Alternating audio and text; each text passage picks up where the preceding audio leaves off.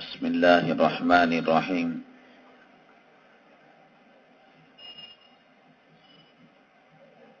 مسلمان اپنے گھروں میں جب تک قرآن اور حدیث پر عمل کرتے رہیں گے، سنتوں کے دائرے میں رہیں گے، اللہ جل جلالہ کی مدد اور نصرتیں آتی رہیں گی، اور جب قرآن اور حدیث شریف کے دائرے سے نکلیں گے تو مصیبتیں آئیں گی، فقر و فاقہ آئے گا، پریشانیاں آئیں گی، جھگڑے ہوں گے، اختلافات ہوں گے، لڑائیاں ہوں گی، بے برکتی ہوگی، نحوست ہوگی۔ یہ جو جدید ماڈرن دنیا ہے، جدید تہذیب امریکی، انگریزی، اس نے دنیا کو سوائے تباہی کے، بربادی کے اور کچھ نہیں دیا، کچھ نہیں دیا۔ اور ایمان بنائیے، یقین بنائیے، رمضان المبارک کا مہینہ ہے، آخری عشرے کے آخری ایام چل رہے ہیں، طاق راتیں ہیں، شب قدر کی تلاش ہے۔ آپ یقین مانیے، جناب محمد الرسول اللہ صلی اللہ علیہ وسلم کا اسوہ، آپ کی سیرت طیبہ اور آپ کی سنتیں سراسر نفع ہیں امت کے لیے۔ پہلے اس کو سمجھیے، آپ کی سنت پر عمل ہو اور نقصان یہ ہو ہی نہیں سکتا۔ جتنی تعلیمات آقا کی ہیں سراسر نفع سے بھرپور ہیں، کسی میں کوئی گھاٹا نہیں اور کسی میں کوئی نقصان نہیں۔ ہماری سمجھنے کی غلطی ہے۔ ایک بیمار آدمی جب بخار ہو جاتا ہے تو اچھی چیزیں بھی اس کو کڑوی لگنے لگتی ہیں۔ قصور چیزوں کا نہیں، اس کی طبیعت کا ہے، اس کے مزاج کا ہے۔ اسی طریقے سے ہم نے گمراہی سے اتنی دوستی کی، ضلالت کے اتنے قریب ہوئے، بربادی کے اتنے قریب ہوئے کہ اب ہمیں سنتوں کا چال چلن ایک عیب لگتا ہے، ایک بیماری لگتی ہے۔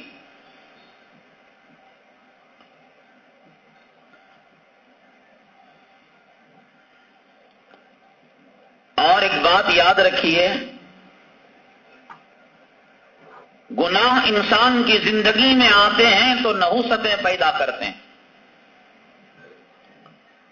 اور ایک گناہ دوسرے گناہ کا ذریعہ بنتا ہے۔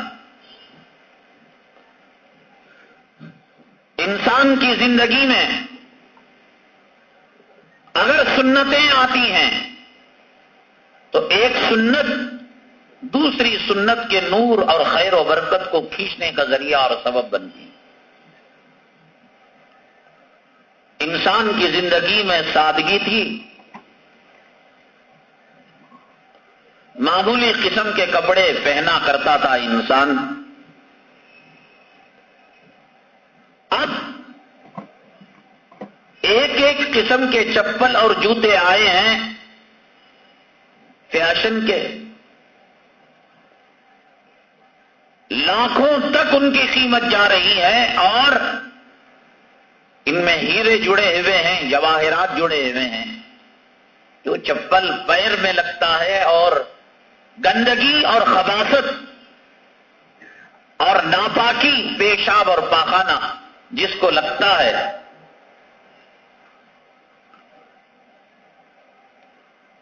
اس پر پیسہ خرچ کیا جا رہا ہے۔ اب نتیجہ یہ ہوا کہ آدمی سنت سے ہٹا، اس نے قیمتی جوتا خریدا. پہلے بالکل باشرہ آدمی تھا، متقی تھا، پرہیزگار تھا. اس کا حلیہ، اس کا لباس ایسے تھا کہ دیکھنے میں پتہ لگتا کہ یہ متقی آدمی ہے، اللہ والا آدمی ہے. قیمتی جوتا آیا. اس نے کہا کہ اس کے اوپر آدھی پنڈلی تک والا پیجامہ اور آدھی پنڈلی تک والی لنگی عیب ہے. یہ جو پاجامہ سنت والا ہے، اس کے ساتھ ہلکے قسم کے چپل، ہوائی چپل یا معمولی نارمل قسم کے چپل، جب سنت کے دائرے کو چھوڑا اور قیمتی جوتے کو اپنایا، نتیجہ یہ ہوا کہ ایک نحوست نے، ایک گناہ نے دوسرے گناہ کو کھینچا. پہلے کہا کہ چلو جوتے قیمتی، اور جب جوتے قیمتی پہنے کہا کہ ان جوتوں پر پاجامہ اور علی گڑھ کی شرائی نہیں ساجتی. پینٹ پہنو. کیا قرآن میں، حدیث کے اندر پینٹ پہننے کی ممانعت ہے؟ اب پینٹ اس نے پہنی. اس نے کہا کہ جوتا قیمتی اور پینٹ بغیر فیشن کے، کہ جہاں 100-125 روپے سلنے میں لگتے ہیں، وہ فلاں اسپیشل ٹیلر ہے، پینٹ کا ماہر ہے، وہ فٹنگ کے ساتھ سیتا ہے، 700 روپے 800 روپے مزدوری لیتا ہے، وہاں اس نے سلایا. اب جوتوں کے شان انگریزی پینٹ آئی تو اس نے کہا اس کے اوپر جھبا چلے گا، اس پر انگریزی ٹی شرٹ آنا چاہیے. اب اس نے اس کو پہنا. ایک گناہ نے دوسرے گناہ کو کھینچا، دوسرے نے تیسرے کو کھینچا. اب جو انسان انگریزی سوٹ بوٹ کے اندر ہو، جوتا انگریزی، پاجامہ انگریزی اور اس کی قمیص انگریزی، اب چہرے پر ملا عمر کی داڑھی، حضرت اسامہ کی پگڑی لے کر پھرے گا، وہ پینٹ پہن لے کر کہے گا اس کو نکال کر پھینکو. جب نماز کو جائیں گے، یہ کوئی ضروری تھوڑی نا کہ ہمیشہ پگڑی ڈالے، ہمیشہ داڑیاں رکھے. عید برات میں، رمضان میں قیدیوں کی داڑھی رکھ لیں گے، بیماروں کی داڑھی چھوڑ لیں گے. بڑی داڑھی کو شارٹ کرایا. یہ جوتا سر پر کیسے پڑ رہا ہے؟ پہلے اس نے پینٹ کو بدلایا، شرٹ کو بدلایا، ہیئر اسٹائل کو بدلایا، داڑھی کو چھوٹا کرایا. ایک گناہ دوسرے گناہ کو کھینچتا ہے. ایک بے حیائی اور ایک بے شرمی دوسری بے شرمی اور بے حیائی کو کھینچتی ہے. اور آدمی نیکیوں پر جانے لگے تو حدیث پاک کی روشنی میں ہمارے علماء کرام نے بیان فرمایا، ایک نیکی کی قبولیت کی نشانی یہ ہے کہ وہ نیکی کرنے کے بعد دوسری نیکی کا جذبہ پیدا ہو. یہ جو فلٹر ہوئے ہیں رمضان المبارک کے آخری عشرے کے اندر، یہ سب اللہ کی نگاہ میں مردود اور ملعون قسم کے لوگ ہیں، جن کے اللہ نے پہلے روزے کو قبول نہیں کیا، اسے دوسرا روزہ نہیں ملا. جس کے دوسرے روزے کو قبول نہیں کیا، اسے تیسرا روزہ نہیں ملا. جس کے پہلے ہفتے کی تراویح کو اللہ نے قبول کر لیا، اللہ نے کہا آگے آپ جا سکتے ہیں. کلاسز کیسے پاس کرتا ہے آدمی؟ LKG OKG فرسٹ اسٹینڈرڈ ہے، سیکنڈ ہے، یہ نہ ترتیب ہے. اور اگر کوئی پہلے بیبی سٹنگ میں فیل ہو گیا، اسے ترقی کہاں ملے گی؟ لرننگ لائسنس کے اندر ناکام ہو گیا، اسے پختہ لائسنس کہاں ملے گا؟ اللہ نے مغفرت کا اشرہ دیا، اور جن کا مغفرت کا اشرہ قبول ہوا، اللہ نے ان کو ہری جھنڈی دکھائی فرشتوں کے ذریعے سے کہ تم جو ہے رحمت کے اشرے میں جا سکتے ہو. رحمت کا اشرہ پہلے گزرا، بعد میں مغفرت کا. اور جب یہ قبول ہوا، اللہ تبارک تعالیٰ نے پھر ہری جھنڈی دکھائی کہ تم جہنم سے خلاصی کے عشرے میں جا سکتے ہو. اور جن کے نماز قبول نہیں، دیکھیے کیا منظر تھا، کیا ماحول تھا فجر کی نماز کے اندر، کیا بھڑبڑاہٹ تھی مساجد میں. یہ کون کمینے تھے جنہوں نے اللہ کے گھر کا مذاق کیا، اللہ کے گھر کا ٹھٹا کیا؟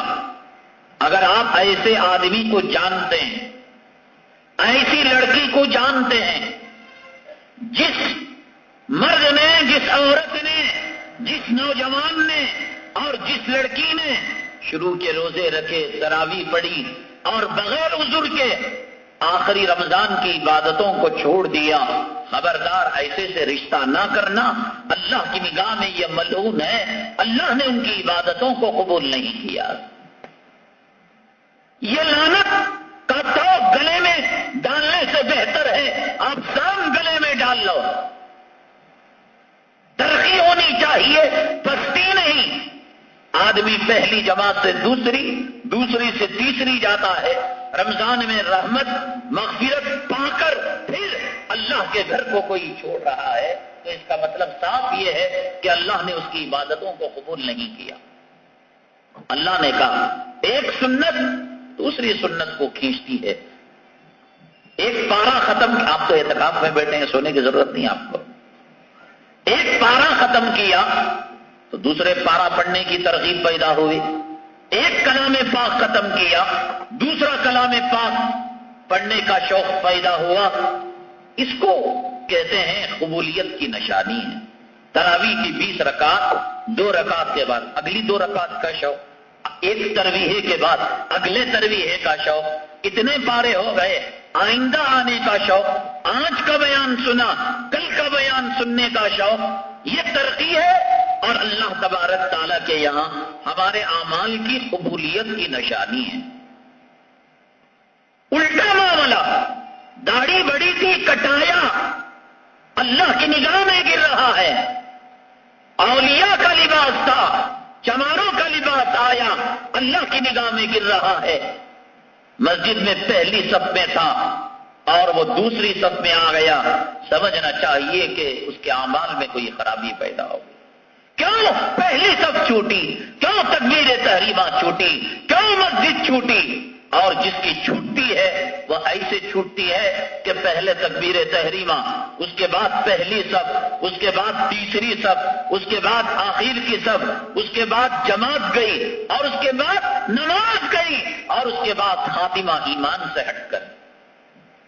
اسی لیے حضرت اقدس مولانا اشرف علی تھانوی رحمت اللہ علیہ فرمایا کرتے تھے کہ بعض لوگ کہتے ہیں نفل اجنا، معمولی سمجھ کر جو نوافل کو، سنت غیر مؤکدہ کو چھوڑتے ہیں، آخر کار ان کی انتہا فرائض کے چھوڑنے پر ہوتی ہے. جس نے نفل میں سستی کی، ایک دن وہ آئے گا کہ سنتوں میں پیچھا رہے گا. نفلوں میں سستی کرتے کرتے سنتوں میں پیچھا، اور سنتوں میں غفلت کرتے کرتے وہ دن آئے گا کہ فرضوں سے پیچھا، اور فرضوں سے پیچھا کرتے کرتے وہ وقت آئے گا کہ وہ ایک دن اسلام اور دین سے ہاتھ دھو بیٹھے گا. حضرت ثعلبہ رضی اللہ تعالیٰ نے ایک صحابی ہیں، بڑے غریب قسم کے آدمی تھے. جناب محمد الرسول اللہ صلی اللہ علیہ وسلم کی خدمت میں تشریف لائے اور لا کر عرض کیا کہ آقا میرے حق میں دعا کیجئے، اللہ تبارک تعالیٰ مجھے مال دے دے. آقا نے فرمایا، وارننگ دی، ثعلبہ اگر کہو تو اللہ کے فضل کی میں دعا کروں آپ کے حق میں، اور اگر چاہو مال تمہارے حق میں دعا کروں کہ مال اللہ تعالیٰ تمہیں دے دے. مال کا شوق تھا، ارادہ تھا، اللہ مال دے گا، اللہ کے راستے میں خیرات کریں گے، صدقہ کریں گے، مساجد تعمیر کریں گے، مجاہدوں کی مدد کریں گے، نصرت کریں گے. آقا نے دعا کی ہو اور دعا قبول نہ ہوئی ہو. دعا قبول ہوئی. حضرت ثعلبہ رضی اللہ تعالیٰ عنہ کاروبار اتنا بڑا اتنا بڑا اتنا بڑا اتنا بڑا، وہ ثعلبہ جو آقا کے پیچھے صف اول میں تکبیر تحریمہ کے ساتھ، یہ بات اللہ کے لیے معمولی نہ سمجھیں. بڑی داڑھی سے چھوٹی داڑھی ہوئی، سمجھو جہنم کا پیشاب وہ پینے والا۔ کسی ماں بہن کا دوپٹہ اترا، زندگی میں عبادت کی کمی ہوئی، شوہر کی محبت ختم ہوئی، اولاد کی خدمت کا جذبہ ختم ہوا، یہ گاڑی پیچھے کی طرف جا رہی ہے، جہنم کی طرف جا رہی ہے۔ پہلے 5 وقت کی نماز، اس کے بعد فجر دیکھیں گے ظہر میں ملا کو پڑھ لیں گے، پھر اس کے بعد عشاء کا ٹائم فجر تک رہتا ہے، بعد میں گھر کو جا کو پڑھ لیں گے۔ فجر یہ سوچ کر گئی کہ بعد میں پڑھیں گے، اور عشاء یہ سوچ کر گئی کہ گھر میں جا کر پڑھیں گے۔ 1 دن پڑھا، 2 دن پڑھا، میری زندگی کی میں بات میں بتا نہیں ہو سکتا، دور ہوں گے، اللہ کی قسم دور ہوتے چلے جائیں گے۔ 1 سال مودی مسجد کے اندر ہم تھے، وہاں کے امام کئی سال سے تراویح سنا رہے تھے۔ ذمہ دار نے کہا اگر آپ چاہیں تو آپ سنائیں۔ میں نے کہا کہ حق ان کا ہے، برسوں سے سناتے آئے، اگر ہم اس جگہ ہوتے تو دل شکنی نہیں ہوتی، حق ہے ان کا، سنانے دیجیے۔ رہی بات تراویح کے بعد بیان کی، تفسیر کی، انشاءاللہ اس کو کر لیں گے۔ ہم نے ان کا حق نہیں چھینا، ان کا حق صاحب حق کو دیا، مصلی ان کا تھا، امامت ان کی تھی، تو حق ان کا تھا کہ تراویح پڑھائیں۔ ہم صرف خطیب کے حیثیت سے تھے۔ رمضان المبارک آیا، وہاں پر شیواجی نگر میں نہرو پورم میں ایک کارپوریشن شادی محل، ہمارے ساتھیوں نے وہاں اہتمام کیا کہ ایک عشرے میں کلام پاک یا 1 عشرے میں کلام پاک ہم لوگ مولانا کے پیچھے پڑھ لیں گے، حضرت کا بھی قرآن محفوظ رہے گا، اور حضرت کے پیچھے ہمیں عادت ہو گئی ہے کلام پاک سن کر، تو چنانچہ 1 عشرے میں کلام پاک وہاں ختم ہو گیا۔ اب رہے 20 دن، اب یہ تھا کہ چلو دیکھیں کہ قاری صاحب دیوبند سے آئے ہیں، کیسے تراویح پڑھاتے ہیں، فلاں علامہ آئے ہیں، وہ کیسے پڑھتے ہیں پڑھاتے ہیں، بڑی قرات کے چرچے، مظاہر قرات میں جا نہیں سکتے۔ اب پہنچنے تک کبھی عشاء ملتی، کبھی عشاء ہو چکی ہوتی، اور پھر وتر تک وہاں پہنچنا شیواجی نگر، تو یقیناً 2-4 رکعت، 8 رکعت، 10 رکعت جاتے۔ شروع میں تو یہ ہوتا تھا کہ تہجد میں علم ترا نیلا پی نہ آتے نہ کر کر پڑھ بھی لیتے تھے، جانے جانے جانے جانے اتنی غفلت ہوئی کہ پھر کبھی ایسا ہوا کہ 8 رکعت میں 2 رکعت چھوٹی، پھر ایسا ہوا 4 رکعت چھوٹی۔ نتیجہ یہ نکلا دور ہونے کا کہ جتنی امام کے پیچھے ملی اتنی صحیح سلامت، اس کے بعد تراویح ہی ہاتھ سے جانے لگی۔ یہ اللہ کا دستور ہے، اللہ کا قانون۔ جو دور ہوتا ہے اللہ اس کو دور کر دیتے ہیں، اور جو چل کر آتا ہے اللہ اس کو لپک لیتے ہیں۔ تو لوگ گئے، نہ دنیا کے رہیں گے، میرے اللہ کی قسم، نہ دین کے رہیں گے۔ ذرا سا کوتاہی ہوئی اگر کسی کی زندگی میں، پہلی سب چھوٹی، تکبیر تحریمہ چھوٹی، جماعت کی نماز چھوٹی، اور وہ کر رہا تھا، اس کا مطلب یہ کہ اللہ نے اس کی زندگی سے کوئی چیز کسی نحوست کی وجہ سے اللہ اسے جو ہے محروم کر رہے ہیں۔ تو حضرت ثعلبہ رضی اللہ تعالی عنہ ہمیشہ 5 وقتہ نماز میں آقا کے پیچھے پڑھ رہے تھے۔ مال بڑا، کاروبار بڑا، اونٹ بڑے، جانور بڑے، دیہاتوں تک، آس پاس کے گاؤں تک بیوپار بڑا۔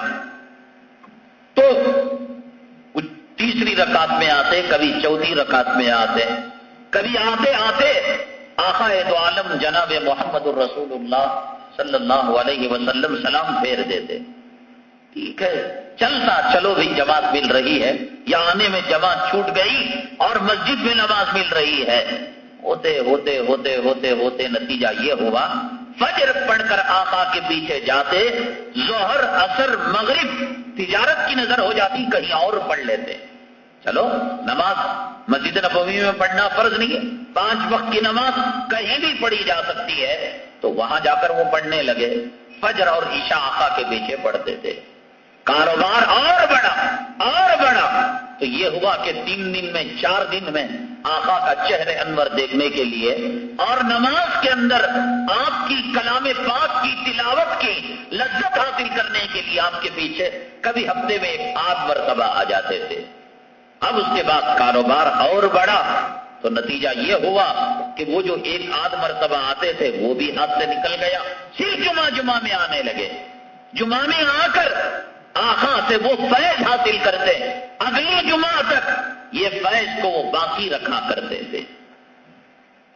یہ سلسلہ چلا اور کچھ مہینوں کے بعد پھر ایسا ہوا کہ مہینے میں 1 جمعہ 2 جمعہ آقا کے پیچھے, اور پھر یہ ہوا کہ جمعہ بھی غائب. کہاں سے سلسلہ؟